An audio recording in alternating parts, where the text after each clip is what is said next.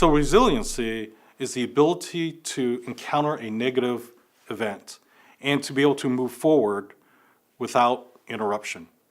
With a lot of people who don't have resiliency, they encounter these negative events and all of a sudden their lives are hijacked. They lose efficiency, they lose focus. Whereas people who are very high resiliency, they're able to take that event, categorize it as lesson learned, or you know what, that's not going to happen again, it's not going to affect the future, and they're able to move forward and not have that adversely impact their performance moving forward. So it's sometimes difficult for people to self-evaluate just how resilient they are. Now, this is where asking other people, they can make observations.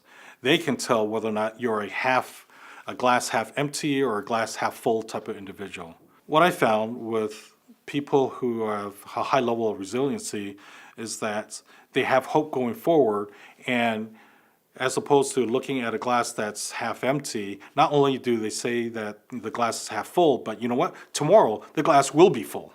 Certainly, a certain amount of self-reflection is something that you can do. Think back on a particular event that took place, whether that be something that took place personally, something happened with your family or with your spouse or with your kids. Think about what your life was at right just after that, in terms of how well were you able to operate? Were you able to move forward, or were you quote unquote down in the dumps for a while? Because if you were, then that's a measure that, you were temporarily emotionally hijacked and mentally hijacked as well.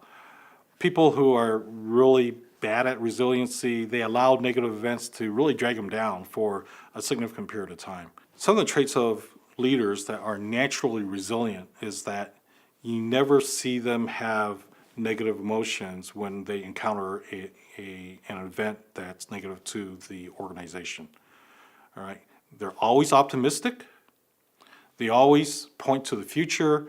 They always point to means through which that future can be achieved, and they inspire hope. To improve the resiliency, let's focus on things that you could have belief in, whether that be the strength of the organization, the strength of your own skill sets, or the strength of other leaders that are there.